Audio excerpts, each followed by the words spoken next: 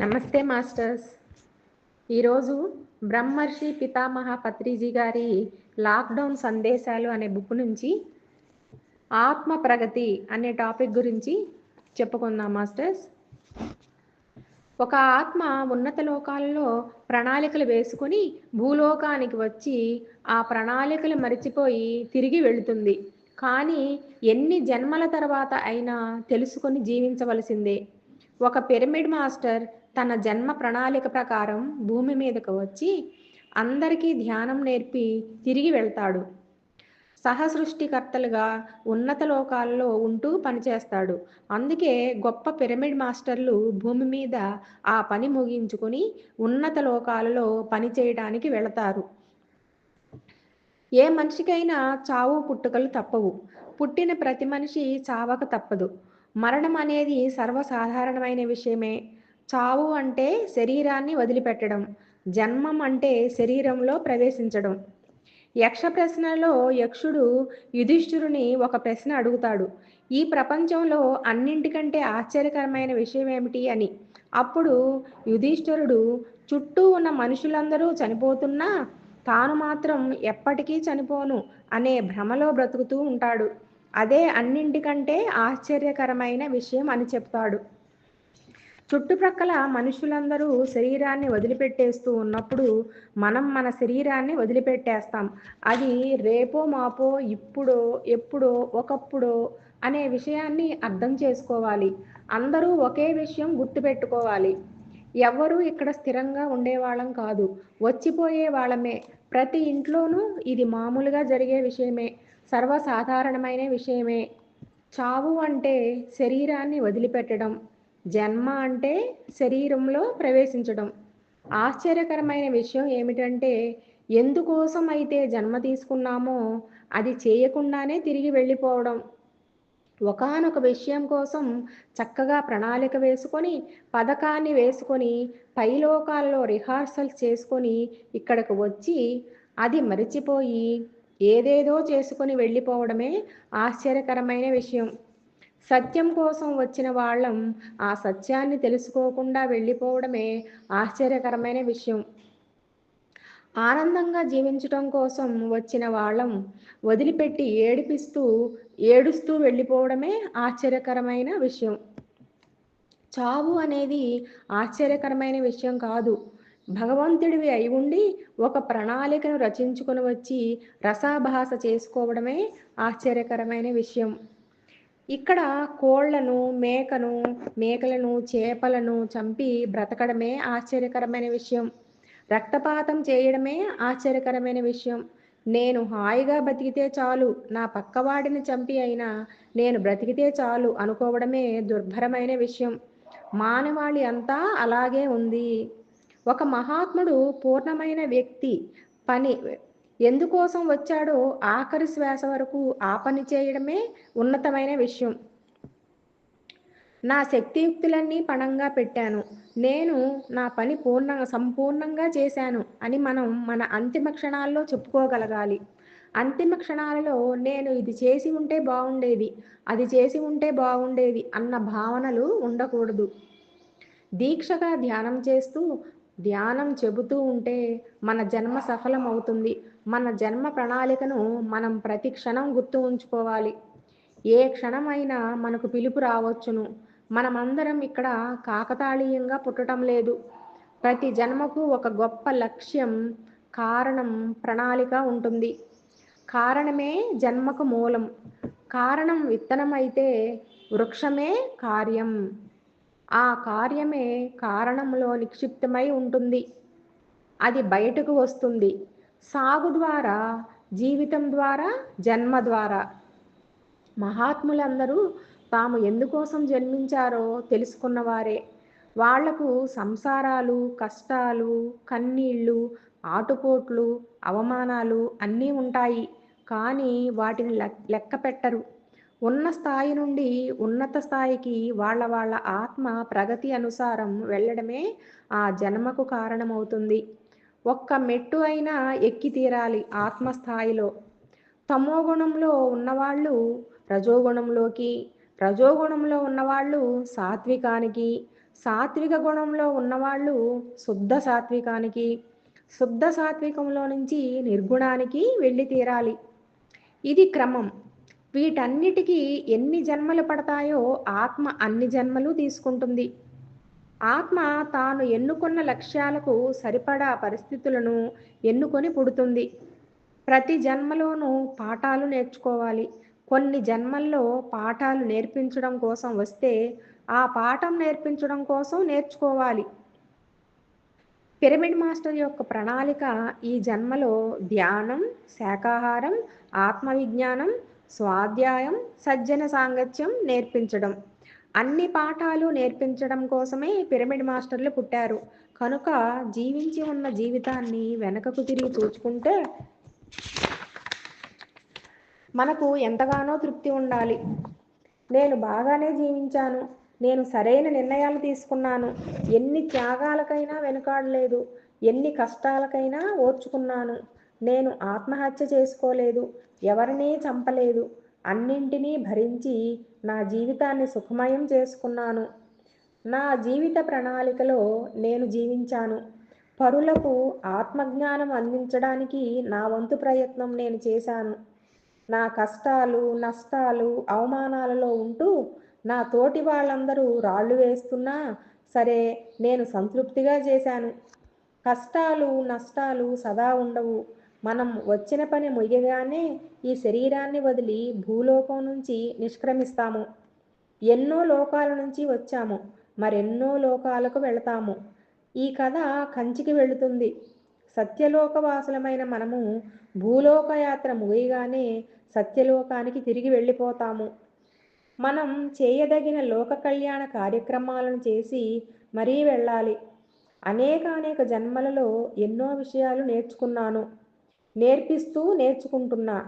ఇక అంతిమ జన్మల్లో ఉన్నవాళ్లే ఈ పిరమిడ్ మాస్టర్లు. ఇది మన చివరి లోక కళ్యాణ ప్రయాస. ఇంతకన్నా చేయాల్సింది ఏమీ లేదు. ఈ జన్మ ఆఖరి జన్మ, నేర్పించే జన్మ. ప్రతి చిన్న విషయం దగ్గర నుండి ప్రతి పెద్ద విషయం వరకు అన్నీ నేర్పిస్తున్నారు. ప్రణాళిక ప్రకారం జీవించిన తర్వాత నేను ఇంకా నిష్క్రమించే సమయం వచ్చింది అని మహాత్ములు మాత్రమే చెప్తారు. అదే మహాత్ముల లక్షణం. ఒకానొక పాత్ర కోసం రంగప్రవేశం చేశాము. పాత్ర ముగిసినప్పుడు రంగం నుండి నిష్క్రమిస్తాము. మరికొన్ని జన్మల తర్వాత ఆ నేర్పించడం పని కూడా అయిపోతుంది. అక్కడ నుండి సృష్టి కార్యక్రమాలను చేసుకుంటాము. ఇంకా వాళ్ళు గవర్నమెంట్లో ఉంటారు. ఎవరు ఏ జన్మలు తీసుకోవాలి, ఏ లోకంలో ఏ వృక్ష సంపద, ఏ జంతు సంపద ఉండాలి వంటి విషయాలు చూసుకుంటారు. భూలోకంలో పని ముగించుకున్న తర్వాత పిరమిడ్ మాస్టర్లందరూ ఆ లోకాలకు చేరుతారు. దానితో జన్మరాహిత్యం పొందుతారు. ఆత్మలు ఏకమైపోయినప్పుడు అదే కదా కంచికి, మనం ఇంటికి. సర్వాత్మక సహ సృష్టికర్తలుగా ప్రకృతి కార్యక్రమాలను నిర్వహిస్తూ ఉంటారు. శ్రీరాముల వారు నిష్క్రమించిన సమయంలో హనుమంతుల వారిని దర్శించినప్పుడు, నాయనా, నీవు యుగాల పర్యంతం భూలోకంలో ఉండి ఈ ధ్యాన సందేశాన్ని, ఆత్మ జ్ఞానాన్ని అందరికీ పంచునాయనా అని చెప్పారు. యుగాల తరబడి ఉన్నారు. అది ఆయన ప్రణాళిక. చిరంజీవిగా ఉన్నారు హనుమంతుల వారు. పరశురామ, అశ్వత్థామ, విభీషణుడు వారి ప్రణాళిక ఎప్పటికీ ఇక్కడ ఉండటము. యుగాల పర్యంతం వారు ఇక్కడ ఉన్నారు. ఈ భూలోకాన్ని ఉద్ధరిస్తూ, సంరక్షిస్తూ, అందరికీ సహాయం చేస్తూ, అది వారి ప్రణాళిక. అన్ని ప్రణాళికలు ఉత్తమమైనవే, ఉన్నతమైనవే. ప్రతి ఒక్కరూ భగవంతులే. అన్ని జన్మాలు ఉత్తమమైన జన్మలే. కారణంతో అవుతున్న కార్యాలే, మహత్తుతో కూడి ఉన్నదే. మనకు శరీరం ఉంది అంటే మనం చేయవలసిన కార్యాలు ఇంకా ఉన్నట్లే. అందుచేతనే బ్రతికి ఉన్నాము. లోక కళ్యాణ కార్యక్రమాలు చేసేది అందుకే. పరోపకారార్థమిదం శరీరం. నేర్చుకునే జన్మలో ఈ శరీరం మన కోసం ఉంది. నేర్పించే జన్మలో అందరి కోసం ఉంది. పిరమిడ్ మాస్టర్ల జన్మలు అందరికీ నేర్పించడం కోసమే ఉన్నది. శరీరం ఉన్నన్ని రోజులు కార్యక్రమాలన్నీ చక్కగా నిర్వర్తించాలి. ప్రణాళికలు అన్నీ పూర్తి చేసుకునే ఈ శరీరం నుండి నిష్క్రమిస్తారు. నెక్స్ట్ టాపిక్ మాస్టర్స్, ధ్యాన స్వాధ్యాయ సజ్జన సాంగత్య బోధనా యోగాలు. యోగం అనే పదాన్ని గత జన్మల నుండి వచ్చిన పుణ్యఫలం అన్న అర్థంలో కూడా వాడతారు. ఇక్కడ ఉన్నతమైన సంస్కారం, భోగభాగ్యాలు, విద్య కలిగి ఉన్న వారిని వాళ్ళకి గొప్ప యోగం ఉంది అనుకోవడం పరిపాటి. అది సాధారణ మానవులకు తెలిసింది అయితే ధ్యాన సాధన, సజ్జన సాంగత్యం వంటివి గొప్ప యోగాలు. పిరమిడ్ మాస్టర్లు అందరూ గొప్ప సాధన, బోధన, యోగం కలిగి ఉన్నవారు. ప్రతి ఆత్మ పరమాత్మ, మహాత్మ, పూర్ణాత్మ అయి తనను తాను సర్వాత్మగా తెలుసుకోవాలి. మనం మాట్లాడినప్పుడు మన గురించి మనకు బాగా తెలుస్తుంది. అవతల వ్యక్తి మాట్లాడినప్పుడు మనం వింటే మనకు తెలియనిది బాగా తెలుస్తాయి. మనం మాట్లాడకపోతే మనకు ఎంత తెలుసో మనకే తెలియదు. అవతలి వాళ్ళు చెప్పింది మనం వినకపోతే వాళ్ళ గురించి మనకు తెలియదు. మన గురించి మనకు తెలియాలంటే మన మాటలు మనమే వినాలి. మనం మాట్లాడే కొద్దీ మన మాటలు ఇంకా తీయగా, ఇంకా శాస్త్రీయబద్ధంగా, ఇంకా సందర్భోచితంగా ఉంటాయి. ఆ నాణ్యత వస్తుంది. మనం మాట్లాడుతూ ఉంటే మన మాటలు మనకే ఇంకొంచెం ఇంపుగా సొంపుగా ఉంటాయి. మనం బాగా వింటూ ఉంటే అందరూ మనకు బాగా అర్థమవుతారు. మన చుట్టుపక్కల వాళ్ళు అంతా మనకు అర్థమవ్వాలి అంటే చెవి రిక్కించుకొని వినాలి. మన మాటలు మన చెవులు వింటాయి. మన మాటలను ఎక్కువగా వినేది మనమే. మన గురించి మనకు చెప్పేది మన మాటలే. మన మాటల ద్వారా మనం ఏమిటో మనం తెలుసుకోవచ్చు. అద్దం ముందు నిలబడి ఉంటే మన ముఖం ఏమిటో మనం తెలుసుకున్నట్లు మన మాటలు వింటే మనం ఏమిటో మనం తెలుసుకుంటాము. మన మాటల ద్వారా ఈ ఆత్మ పదార్థం ఎక్కడ ఉన్నదో తెలుసుకుంటాము. అద్దం ద్వారా మన దేహం గురించి తెలుసుకుంటాము. మన మాటల ద్వారా దేహి గురించి తెలుసుకుంటాము. Face is the index of the mind and words are the index of the soul. మన మనసులో బాధగా ఉందనుకోండి, మన ముఖం ముడుచుకొని ఉంటుంది. మన మనసులో సంతోషం ఉంటే ముఖం కూడా నవ్వుతూ విచ్చుకుంటుంది. నోటి నుండి వచ్చే మాటలు మన ఆత్మ పదార్థం ఎక్కడ ఉంది, ఎక్కడ లేదు అని సూచిస్తాయి.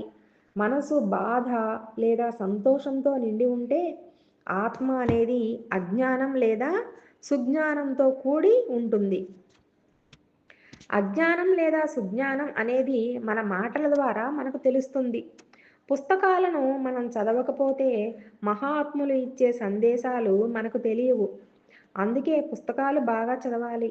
మహాత్ములు చాలా కూలంకుషంగా వివరించి చెబుతారు, రాస్తారు. రాయడం అనేది ఒక గొప్ప నిష్ణాతుల కళ. ఆ పుస్తకాలు చదివినప్పుడు మనకు ఎనలేని లాభాలు వస్తాయి. మహాత్ములు, పరమాత్ముల, విశిష్ట ఆత్మల పుస్తకాలను ఎప్పటికీ చదువుతూనే ఉండాలి. తద్వారా మన బుద్ధి వికసిస్తూనే ఉంటుంది. పుస్తకంలోని మాటలు నాకు అర్థమయ్యాయి. అప్పుడు ఓహో, ఈ మాటలను బాగా అర్థం చేసుకున్నానా? కానప్పుడు ఓహో, ఈ మాటకు అర్థం కావడానికి కొంత వ్యవధి పడుతుంది. ఈ విషయాన్ని బాగా చెప్పారు, బాగా చెప్పలేదే అన్న విషయాలు మనకే తెలుస్తాయి. పుస్తకాలు చదవడం వలన మన బుద్ధి వికసిస్తుంది. మొగ్గ పువ్వు అయి వికసిస్తుంది, లేకపోతే మొగ్గలోనే ఉంటుంది.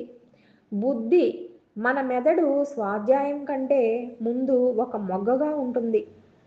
ఆ తర్వాత పుష్పంగా వికసిస్తుంది.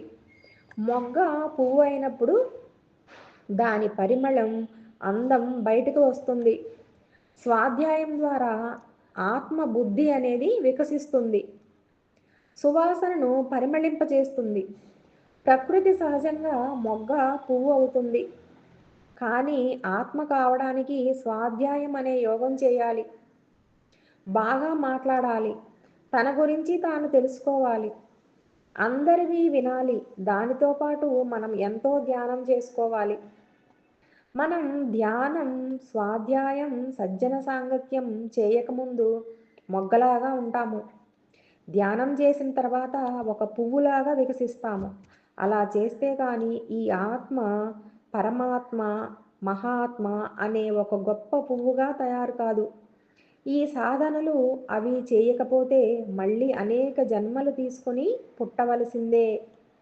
అనేక జన్మల నుంచి సాధన చేసుకుంటూ వస్తే ఈ భూమి మీద పుట్టవలసిన అవసరం లేదు. ధ్యానం, స్వాధ్యాయం, సజ్జన సాంగత్యం చేసి మొగ్గ నుంచి పువ్వులాగా వికసింపవచ్చు. మళ్ళీ జన్మ తీసుకోవటం నుంచి తప్పించుకోవచ్చు. కాయ పండు అయినప్పుడు తీయగా ఉంటుంది. మొగ్గ పువ్వు అయినప్పుడు వికసిస్తూ పరిమళిస్తుంది. ఈ రెండూ ప్రపంచానికి అర్పితమవుతాయి. ధ్యాన యోగం, సజ్జన సాంగత్య యోగం, స్వాధ్యాయ యోగం, తర్వాత మాటలు చెప్పడం అనేది బోధనా యోగం. సాధనా యోగంతో పాటు బోధనా యోగం కూడా ఉంటే ఇంకా మనకు మన గురించి బాగా తెలుస్తుంది. ధ్యానంలోకి వచ్చి ఒక్కరోజైనా సరే ధ్యానం గురించి పరిచయం లేని వాడికి నేర్పించడం ద్వారా మనం ఇంకా ఎక్కువగా నేర్చుకోగలం. సంగీతంలో సరళీ స్వరాలు మనం నేర్చుకున్న తర్వాత అసలు సంగీతమే పరిచయం లేని వాడికి అది నేర్పించవచ్చును. తద్వారా మనం ఇంకా గొప్పగా నేర్చుకోగలుగుతాము. ఆనాపానసతి ద్వారా శ్వాస మీద ధ్యాసతో తలనొప్పి, ఆరోగ్య సమస్యలు మొదలైన ఏ సమస్య అయితే తుడిచిపెట్టుకుపోయిందో అది నోరు విప్పి దాని గురించి తెలియని వారికి బోధించాలి. ధ్యాన సాధన మొదటి రోజు నుంచి బోధనా యోగంతో ఉండాలి. అదే పిరమిడ్ మాస్టర్ సిద్ధాంతం. అంతా ఎవరికీ తెలియదు, అందరికీ కొంత మాత్రమే తెలుసు. తెలిసింది నిర్భయంగా, నిస్సంకోచంగా, నిర్ద్వందంగా చెప్పేవారే మహాత్ములు. ఆ తెలిసింది కూడా చెప్పకుండా నోరు మూసుకుని కూర్చునేవాడు మహాత్ముడు కాడు. నీకు తెలిసింది నీవు చెప్పు, అది పక్కవాడికి ఎంతగానో ఉపయోగపడుతుంది. పిరమిడ్ మాస్టర్లు అందరూ సాధన మరి బోధన యోగంలో ఉన్నవారే. ఈ బోధనా యోగం కోసం కట్టుబడి ఉన్నవాడిని కాబట్టే బోధన అనే గ్రామంలో నేను పుట్టి ఉంటాను. ధ్యానం ద్వారా అపరిమితమైన ఆత్మశక్తి వస్తుంది. స్వాధ్యాయం ద్వారా ఆత్మజ్ఞానం వస్తుంది. సజ్జన సాంగత్యం ద్వారా అందరూ ఏమి మాట్లాడతారో మనకు తెలుస్తుంది. మనకు ఆత్మవిశ్వాసం ఉందో లేదో తెలుస్తుంది. మనం నిన్నటికన్నా ఈరోజు ఉత్తమంగా ఉండి తీరాలి. కొంత స్వాధ్యాయం, ధ్యానం, సజ్జన సాంగత్యం, మంచి మాటలు, బోధన చేసి తీరాలి. ఒక 10 మందిని పిలిచి మీకు తెలిసిన ధ్యానాన్ని బోధించాలి. యోగ సాధనలో యోగి ఎప్పుడూ యోగస్థితిలోనే ఉంటాడు. మనం ఎంత యోగంలో ఉంటామో అంత యోగ్యులుగా తయారవుతాము.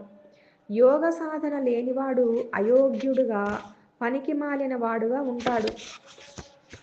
యోగ సాధనతో అయోగ్యుడుగా ఉన్నవాడు యోగ్యుడుగా అవుతాడు. చెత్తను పడేసేవాడే అయోగ్యుడు, చెత్తను తీసేవాడే యోగ్యుడు.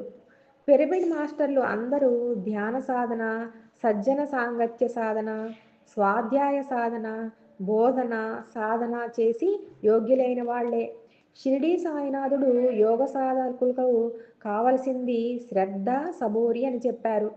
యోగ్యులుగా ఉన్నవాళ్ళు అయోగ్యుల మధ్య జీవిస్తున్న వాళ్ళు సహనంతో జీవించాలి. ఇతర యోగ్యుల దగ్గర శ్రద్ధ వహించాలి. అయోగ్యుల దగ్గర సహనం వహించాలి. సమాజంలో యోగ్యులు 1% ఉంటే అయోగ్యులు 99% ఉన్నారు. ఒక యోగ్యుడు దొరికినప్పుడు శ్రద్ధ వహించి నేర్చుకోవాలి. అయోగ్యునితో ఉన్నప్పుడు సహనం పాటించాలి. నిమ్మకు నీరెత్తినట్లు ఉండాలి.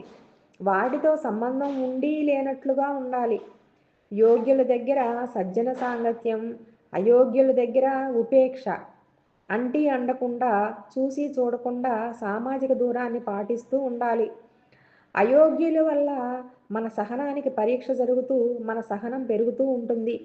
ధన్యవాదాలు చెప్పుకుంటూ నీ సహనంతో, సబూరితో నీవు ఉండాలి. ఎప్పుడు మాట్లాడాలో, ఎప్పుడు మాట్లాడకూడదో తెలియాలి. ముఖ్యంగా భయపడేవాడు, భయపడనివాడు అని 2 మనుషులు ఉన్నారు.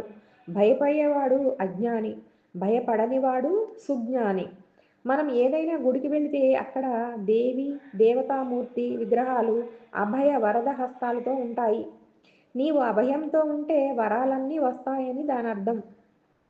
నాకు కరోనా వస్తుందేమో అనుకుంటూ ఉంటే వచ్చేస్తుంది. నాకు రాదు రాదు అంటే అసలు రాదు. యద్భావం తద్భవతి. భయముద్రలో ఉంటే నీకు రావలసిన వరాలు ఏవీ రావు. యోగి అయినవాడు అభయముద్రలో ఉంటాడు. నేను చెప్పింది నేను చెయ్యాలి కదా అని ఎప్పుడు అభయంలో ఉంటాడు యోగ్యుడు. ఎవడు అయితే భయపడ్డాడో వాడు చచ్చిపోయినట్టే లెక్క. చావు కేవలం ఈ భయం వలనే వచ్చింది. భయం లేనివాడు ఎందుకు చనిపోతాడు? చావడు. నీ భయమే నిన్ను చంపుతోంది. పిరమిడ్ మాస్టర్ అంటే భయం లేనివాడు, నిర్భయుడు, అభయముద్రలో ఉండేవాడు. మనమంతా భయరహితంగా ఉందాం, దానిని అభ్యాసం చేద్దాం. మన లక్ష్యం మనం యోగి కావడమే, నిర్భయంగా ఉండడమే. మన శక్తి మనం తెలుసుకోవడమే. మనం ఆత్మ పదార్థాలం అని తెలుసుకుంటే మనకు భయమే ఉండదు. ఇంకా శరీర పదార్థాన్ని అనుకుంటే భయమే. యోగులు తమ చావును తామే నిర్ణయించుకుని వెళతారు. పని ఉన్నప్పుడు మనం ఉంటాము, పని లేనప్పుడు మనం నిష్క్రమిస్తాము. ఏ లోకానికి వెళ్ళినా ఆ లోకానికి తగ్గ శరీరం ఉంటుంది, ఆ లోకంలో తగిన పని ఉంటుంది. ఆత్మజ్ఞానం తెలుసుకున్నవాడు ఆత్మ శాశ్వతం అని తెలుసుకుంటాడు.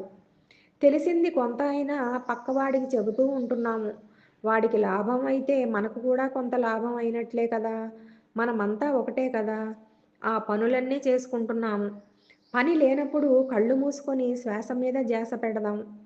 ధ్యానం చేసుకుంటూ ఉచ్ఛ్వాస నిశ్వాసాలతో కలిపి శరీరం ఉందంటే ఇంకా సాధన చేయవలసిన పనులు ఉన్నాయన్నమాట.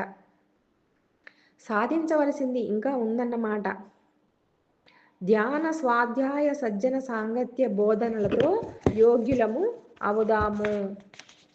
ఓకే మాస్టర్స్, ఈరోజు స్వాధ్యాయం పూర్తయింది masters. Thank you masters, thank you all.